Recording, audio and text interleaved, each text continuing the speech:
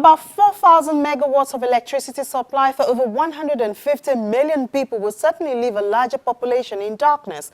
Little wonder then that power supply has always been topical in Nigeria. We tax ourselves with arguments, all this. We did it in peace, that because we want light. We did everything was installed. And we asked them to come. When they came, they started giving us bill. So what should be done, as it seems that this long-standing challenge has been given more attention than most issues in the country, and yet it seems there's need for a fresh approach? Most countries are going off-grid. And if we have to go off-grid, then we also have to revisit the challenges in terms of regulation. Once again, we discuss power supply in Nigeria on Big Story. You're welcome. I'm Ini John Mekwa.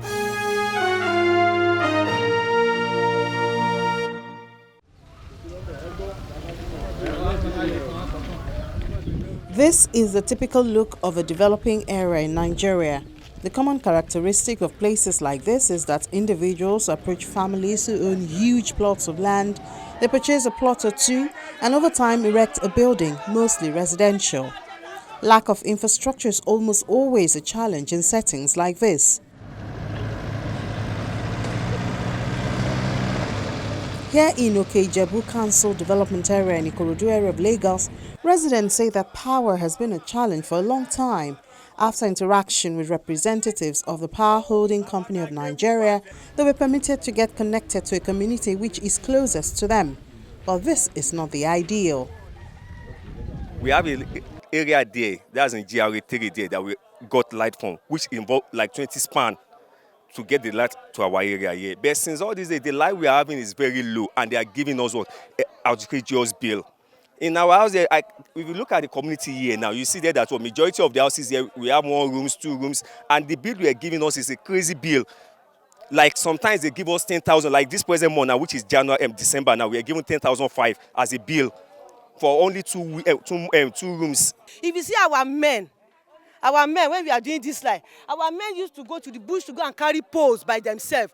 Men in the night, they will give the same target. In the light, they'll be rolling poles, a hefty men's rolling poles so that we could get light by ourselves. We did everything. We taxed ourselves with arguments, all this. We did it in peace, that because we want light. We did everything was installed. And we asked them to come. When they came, they started giving us bill. To be sincere, it's not even up to a month. When we fixed that light when we borrowed our light from, it's not up to a month. By the time when the month ends, we even thought that at least the money that we are spending, we're supposed to at least enjoy it. The government did not give us 10 out of the money. NEPA did not do anything for us. So we said at least a month we supposed. The end of that month that we borrowed that light where we got it from, they gave us bill of 10,000 naira. Their search for a permanent solution has led to a community effort to purchase a transformer. We, the community, we gathered the money to get the transformer, everything, the transformer and the wires involved. But since 2018 now, we finished the transformer. For the PACN to come and commission it now, or to come and energize us, is the problem we are facing since all these days. Energize our transformer! Energize our transformer! Disheartened by the situation and confused as to what else to do for electricity supply in the community, residents of Okejebu have decided to cry out for help.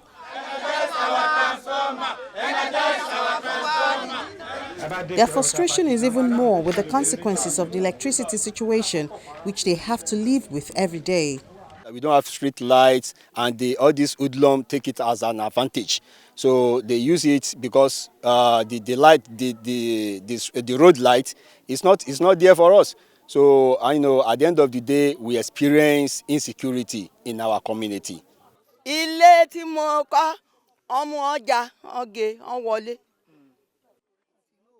hoodlums conveniently broke into my house under the cover of the night.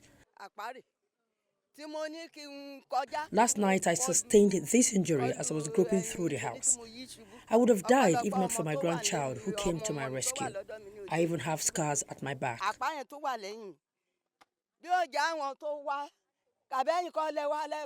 At this point, I am fed up with the government. They have neglected us as this is a village.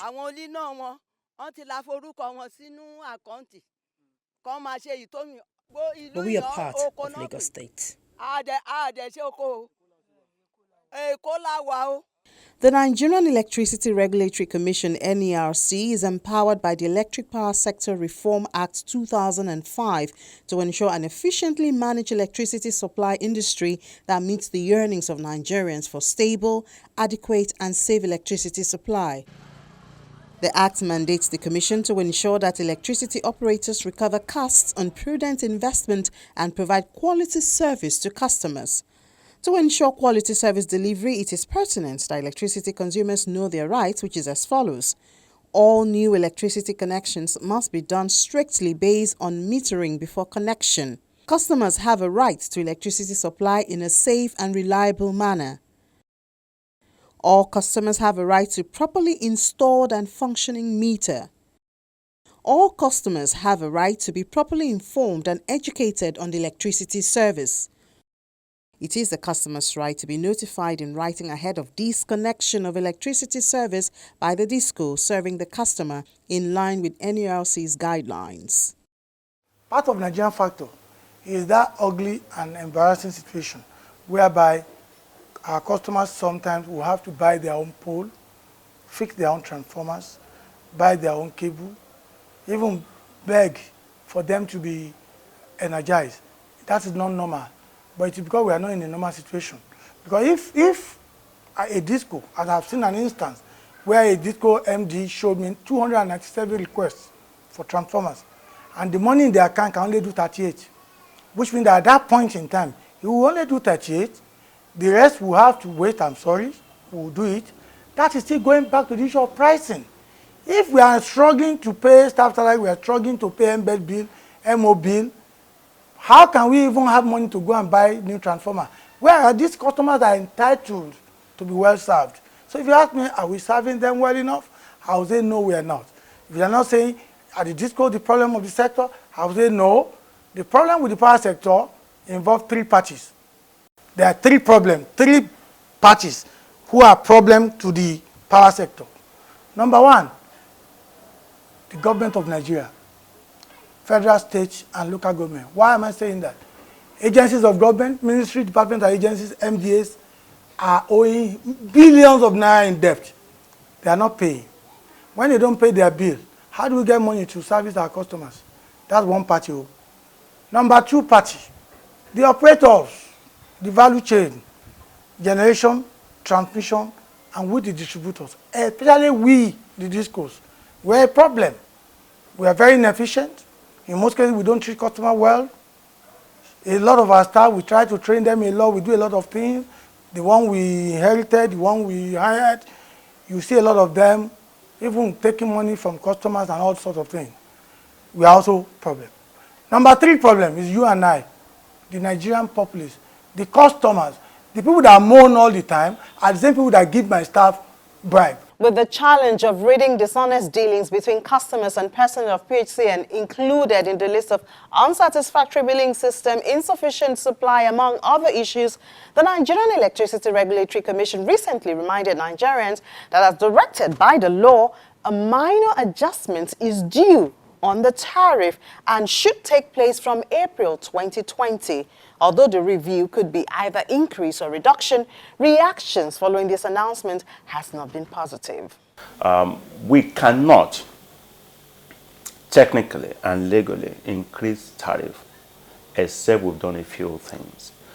Crucial to that is metering, because if you're going to increase people's expectation, their exposure or spending as to a particular product, then you must give them the opportunity to be able to regulate and modulate the level of consumption, right? That is what the law envisages. So we're saying, well, it's okay to increase tariff because we have my reservations about that. We cannot increase tariff unless and until we've sufficiently metered Nigerians, consumers. There is something in the law that is not being activated, and they know. It's called PCAF, PCAF.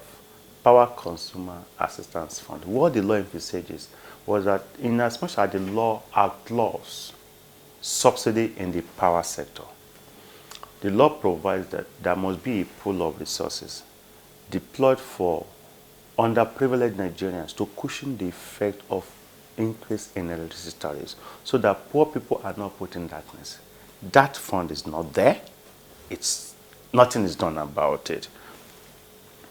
And at what level now are we going to adjust the electricity tariff? Because the mathematics are not aligning. If we must adjust until we get to that stage called cost reflective tariff. That is unrealistic. That may never be achieved in Nigeria. If that is done, generating through diesel and petrol will be cheaper for Nigerians. So they're going to abandon grid-based generation. The multi-year tariff order is a tariff model for incentive-based regulation that seeks to reward performance above certain benchmarks, reduces technical and non-technical commercial losses, and leads to cost recovery and improved performance standards from all industry operators in the Nigerian electricity supply industry. It provides a 15-year tariff path for the NUSI with limited minor reviews each year in the light of changes in a limited number of parameters. It also provides a major review every 5 years when all of the inputs are reviewed with stakeholders. The last time a major review was done was in December 2015, and the new tariff took effect from 1st of February 2016. According to law, and this industry is governed by law, EPSRA, Electric Power Sector Reform Act of 2005. The regulator is expected to conduct a biannual minor review. Minor. Why do they have to do that? They have to conduct minor review of the tariff, taking into consideration the macroeconomic indices like Forex, foreign exchange, like rate of inflation, cost of generation, which also include cost of gas, because majority of our production of electricity is from gas-fired power plants. So that minor review that they are supposed to conduct every 6 months has not been conducted since February 2016. And now, they decide to do the right thing by doing that review. And a lot of people, either out of mischief or ignorance, are crying, are shouting. But some people, and I do respect those people who genuinely feel that, oh, if they do that review, it may lead to an increase. And nothing will happen now. And nothing will happen until around April 2020. Those who are genuinely concerned because of their income, level of income, like minimum wage, VAT had gone up, and other things in the country generally. I understand the sensitivity, I understand their feeling, but I also invite them, another Nigerian, to understand the fact that what we are talking about here is the issue of cost of production of electricity. Any product that you sell, you need to know how much it costs. That cost of production ought to determine the price, the selling price. In the case of electricity, what has happened is that we've been underselling the product. As distributors, the cost of electricity to us, national average on the domestic tariff, is about 18.88 kobo per kilowatt hour. The selling price, and I'm saying national average, is about 31.56 kobo. That means there's a shortfall of about 49 naira between what we are buying and what we are selling. So it's not about punitive measures or profit making. No disco in Nigeria has made profit. Let me repeat.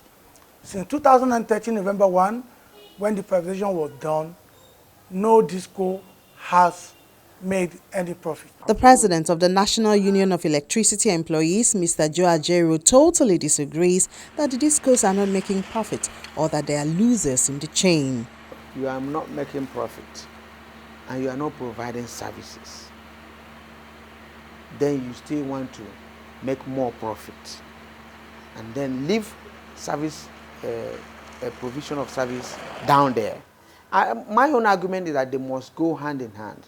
If there is relative improvement in service, then you can talk of increasing tariffs more, assuming that is to go. But however, remember I mentioned that there's a kind of subvention or whatever running into $1 trillion, that government has provided for them.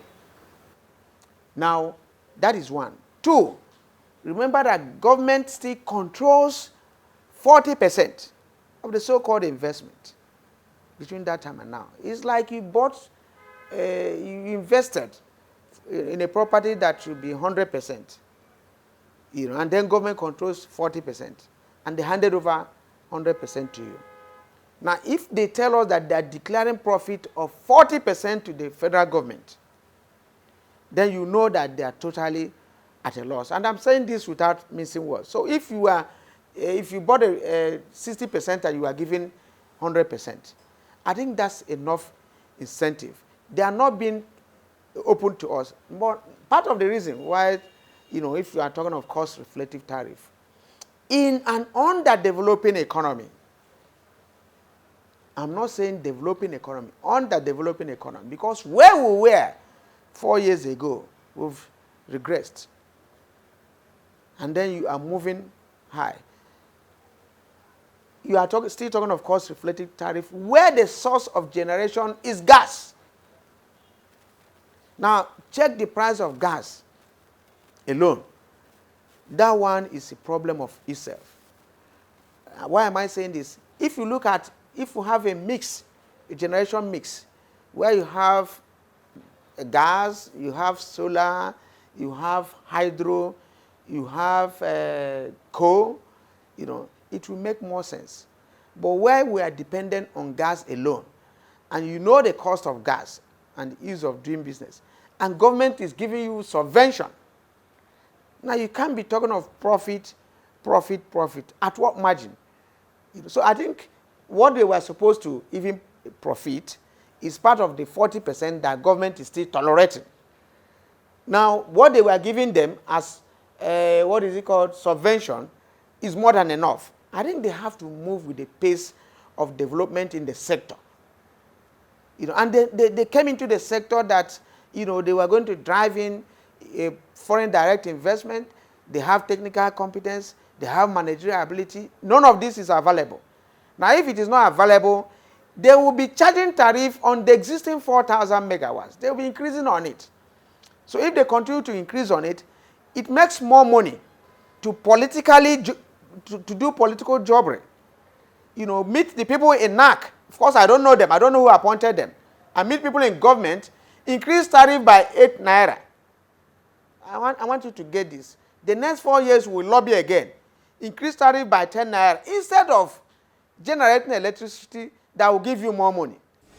Mr. Ajero also brings attention to the risk which his members may face in the event of an increase in tariff, being the closest link of the sector to consumers. The only danger there is that when they increase this tariff, they subject my members to attack.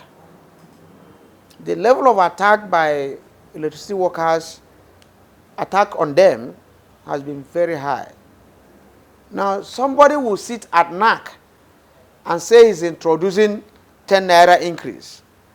And then you see a worker, maybe that doesn't end up to 40,000 or 50,000, who is going there to do this connection. He doesn't know anything about the politics of it, and the Nigerians will attack him. That's where we're having challenges that whatever tariff adjustment we're going to do must be sensitive. It must be systematic.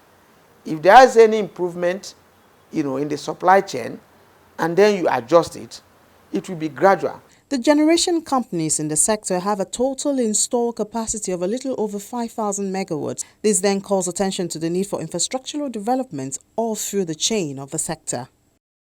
Dr. Yemi Oke advises a holistic approach to solving the problems in the power sector, the need for a review of the regulations guiding the power sector, which seem to have so far limited growth and achievement of the 7,000 megawatts which President Muhammadu Buhari aims for in 2021.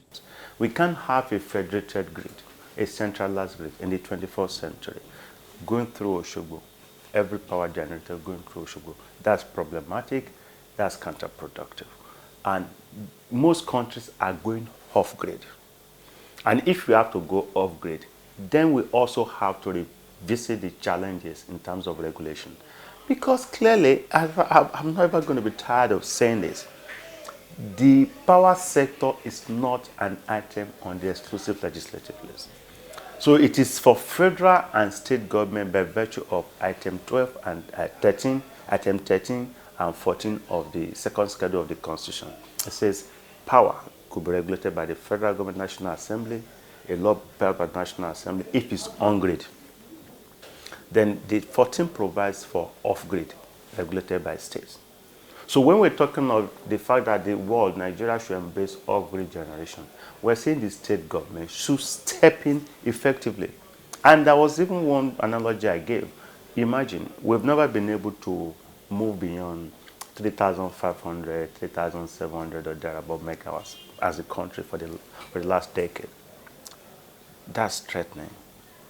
Just imagine if we are deployed off-grid power generation, and we have 774 local governments in Nigeria. If one local government is empowered to generate just 1 megawatt per year, that is 774 megawatts per annum. In 2 years, you know the mathematics. Even if a local government generates 1 megawatt every other year, that means in 2 years, a local government will generate 1 megawatt. That means in 4 years of the regime, a local government will generate 2 megawatts. 2 megawatts multiplied by 774. We still know where we are or we will have been as a country. A country cannot be bigger than its power profile. Speaking on behalf of the Minister of Power, Special Advisor on Media, Emmanuel Bello, says to push these suggestions to reality needs political will, and the minister has shown this when he says that 18 hours of power is possible, and one way to restoration in the power sector is Mambila Plateau. Well, off the bat, it's going to increase the megawatts, and if that is ever done, and part of the problem is that for over 40 years we keep paying lip service to the Mambila. It holds the secret. It holds the to some extent the key, if you like, to the problem of darkness, and it can be solved. So Kashimbila Dam, for instance, is ready with its 40 megawatts that will be released very soon. So these problems. You talk about a problem whose solution has come.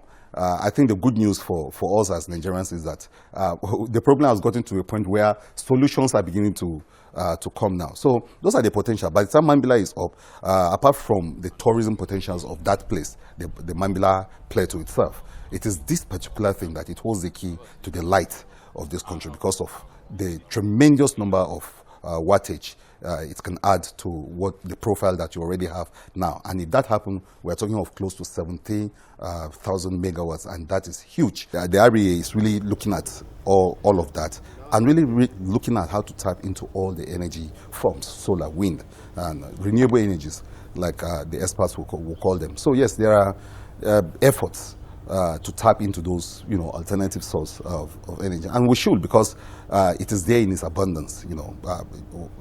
If you go to some countries, they are practically running on sunlight and solar power, and we have all that here. So, and that's the beauty of it, that the potential to actually tap into those sectors or into those areas are there. And I think with the renewed goodwill at the ministry, that is going to happen.